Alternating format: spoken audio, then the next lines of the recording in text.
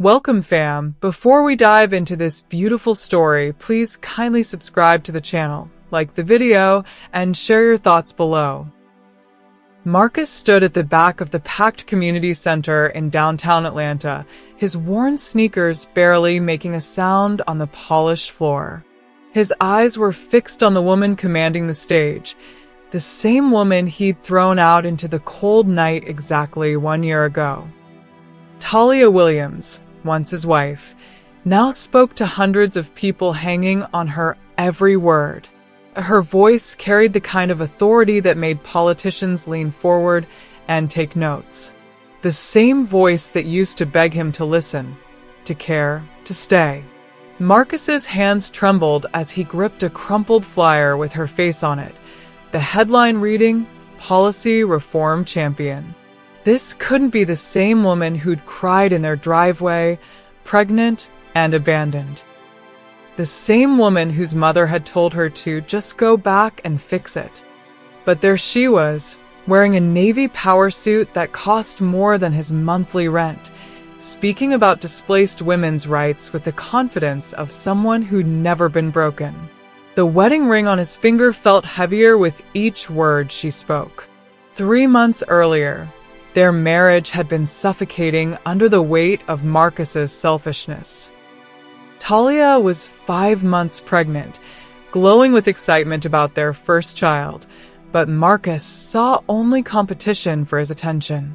That evening, she'd come home from her doctor's appointment 30 minutes late, her face bright with news about the baby's latest ultrasound. She'd found Marcus on the couch, scrolling through his phone with the kind of irritation that had become his default expression. "Baby, you won't believe what the doctor said about." She'd started, but Marcus cut her off with a sharp gesture. "Can't you see I'm busy? Everything doesn't have to revolve around this pregnancy, Talia. I exist too." The hurt that flashed across her face should have been his wake-up call, but Marcus was too wrapped up in his own wounded pride to notice. He'd grown resentful of every doctor's appointment, every conversation about baby names, every moment when he wasn't the center of her universe. That night, as Talia sat quietly eating her dinner, her hand protectively cradling her belly, Marcus was already planning his next complaint. The final explosion came on a Tuesday evening that started with something as simple as burnt toast. Marcus had come home expecting dinner ready and waiting, but Talia's afternoon had been consumed by an emergency doctor's visit. Nothing serious, just routine monitoring that ran long. The kitchen smelled like smoke, and Talia was frantically trying to prepare something quick while managing her pregnancy fatigue. "What the hell is this?" Marcus demanded, gesturing at the modest spread of sandwiches and fruit she'd managed. "I work all day, and this is what I come home to?" Talia's patience, worn thin by months of his complaints, finally snapped. "I had a doctor's appointment, Marcus. Our baby needed—" Our baby, he exploded. "What about me?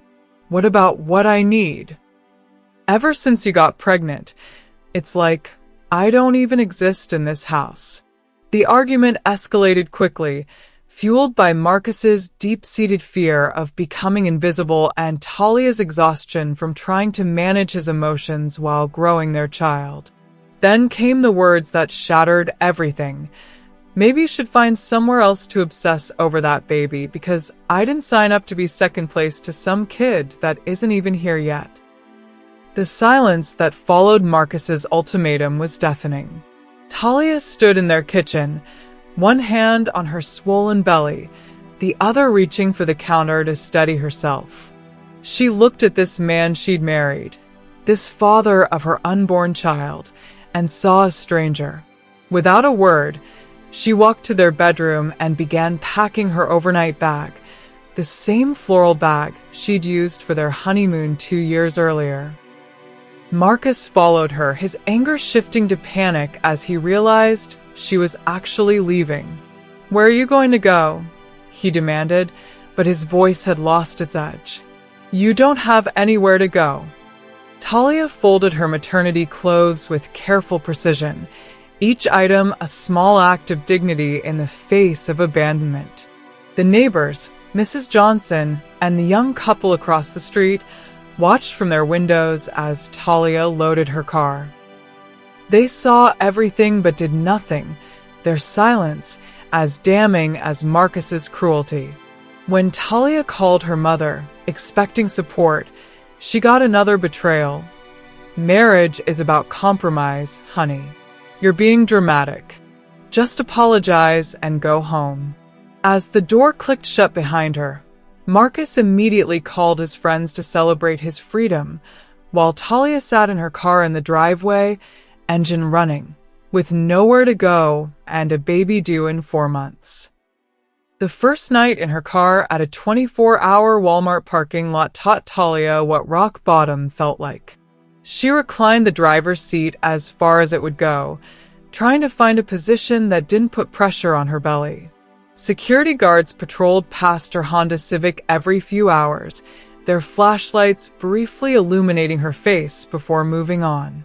By the third night, she'd called every friend she could think of, receiving variations of the same response. "Just for one night," or "Have you tried talking to Marcus?" A week later, she stood in line at the Mercy House Women's Shelter on Auburn Avenue, filling out intake forms that reduced her life to checkboxes. Reason for displacement. The form read, and Talia's pen hovered over domestic abandonment before she checked it with a shaking hand. That's when Dorothy Martinez appeared in her life, like an answer to a prayer she hadn't known how to say. Dorothy was 70 years old, a retired corporate executive who volunteered at the shelter, and she watched Talia with the sharp eyes of someone who recognized potential buried under pain. "You organize things without being asked," Dorothy observed one afternoon, watching Talia systematically arrange the shelter's resource room. "Have you ever considered policy work?" "I can barely organize my own life right now," Talia replied, but Dorothy saw something Talia couldn't see in herself. "That's exactly why you're qualified," Dorothy said. "The people who make the best policies are the ones who've lived through the problems." Dorothy began mentoring Talia, introducing her to the world of advocacy and policy reform. Even 8 months pregnant, Talia attended city council meetings, her voice growing stronger with each testimony about the failures she'd experienced firsthand. She spoke about pregnant women sleeping in cars, about family members who prioritized maintaining peace over protecting victims, about systems designed to keep displaced women invisible. Meanwhile, Marcus's freedom had backfired spectacularly. Without Talia managing their household and supporting his career, he'd lost his job due to his increasingly hostile attitude and poor performance. His friends grew tired of his complaints, and he found himself increasingly isolated. When Talia gave birth to their daughter, Amara, at Grady Hospital, Marcus wasn't there. Instead, Dorothy held her hand, along with 3 other women from the shelter who'd become her chosen family. As Talia looked at her daughter's perfect face, she made a promise. "We're going to change the world, baby girl, starting with ourselves." 8 months after giving birth, Talia Williams was no longer the broken woman who'd been thrown away. She'd become a force of nature, testifying before the Atlanta City Council about shelter reform, appearing on local news to discuss policy recommendations, and accepting a full-time position with the Georgia Coalition Against Domestic Violence. Her speech about invisible women, displaced mothers who fell through societal cracks, went viral on social media, generating thousands of shares and comments from women sharing their own stories. Talia's apartment in Midtown was modest but secure, filled with policy documents, her daughter's toys, and the overnight bag that now carried legal briefs instead of desperate belongings.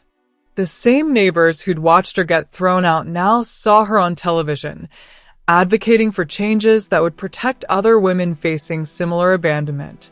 Her success hadn't gone unnoticed by Marcus, who learned about her rising profile through mutual acquaintances. Unemployed and bitter, he watched her interviews online, his resentment mixing with a growing desperation. He'd lost everything he'd taken for granted, while the woman he discarded was reshaping the very systems that had failed her. The irony wasn't lost on him. In trying to make himself more important, he'd made himself completely irrelevant. The confrontation Marcus had been building toward finally came at the grand opening of the new Displaced Women's Resource Center on Peachtree Street. Talia was the featured speaker, addressing a crowd of city officials, advocates, and media representatives. She spoke passionately about creating safety nets for vulnerable families, her voice carrying the authority earned through personal experience. Marcus stood at the back of the crowd, wearing his only clean shirt, watching the woman he'd abandoned command respect from Atlanta's power brokers. After her speech, as Talia spoke with reporters in the parking lot, Marcus approached with the nervous energy of a man who'd rehearsed this moment 100 times. "Talia," he called out, and she turned with the polite smile she'd perfected for strangers. The smile faded when she recognized him. "I always knew you had it in you," he said, his voice carrying a desperate charm. "I've been thinking we could be a family again. Amara needs her father."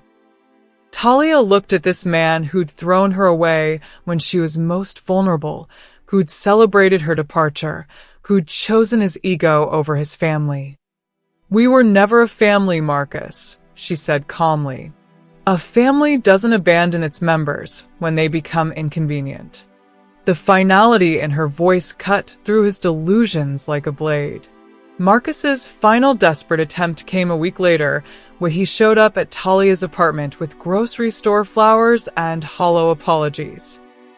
Through the security intercom, he pleaded his case to an audience he couldn't see, Talia holding 18-month-old Amara, both of them safe behind a door that represented everything Talia had built from nothing. "I made mistakes," Marcus's voice crackled through the speaker. "But I'm different now. I've learned. Please, just give me a chance to meet my daughter." Talia looked at Amara, who was babbling happily, surrounded by books and toys bought with money Talia earned through her own strength and determination. This child had never known abandonment, never felt unwanted, never been treated as an inconvenience. "No," Talia said simply into the intercom. Not with anger, not with tears, but with the quiet authority of someone who'd learned to value herself. The word echoed in the hallway where Marcus stood, still wearing the wedding ring from a marriage that existed only in his memory. When he realized no additional explanation was coming, no negotiation was possible, Marcus finally understood that some decisions are permanent. He left the wilted flowers outside her door and walked away, finally becoming what he'd always feared, invisible. 1 year later, Talia Williams was the keynote speaker at a national conference on family displacement policy, her reforms being implemented across 3 southeastern states. Her daughter Amara, now walking and talking, accompanied her to events sometimes, charming audiences and serving as a living reminder of what these policies protected.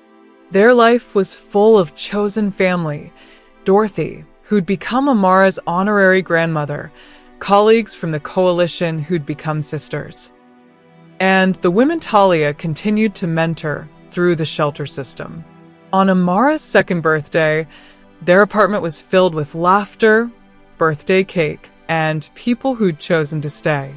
Marcus watched Talia's TED Talk alone in his studio apartment, seeing her discuss how she'd transformed personal trauma into systemic change. "I learned that being thrown away wasn't the end of my story," she said to thunderous applause. It was the beginning of learning my own worth. As the video ended, Marcus realized he'd never truly known the woman he'd married. He'd seen only what he wanted her to be, never who she actually was. Meanwhile, Talia closed her laptop after the virtual meeting and picked up Amara, who giggled and reached for her mother's face.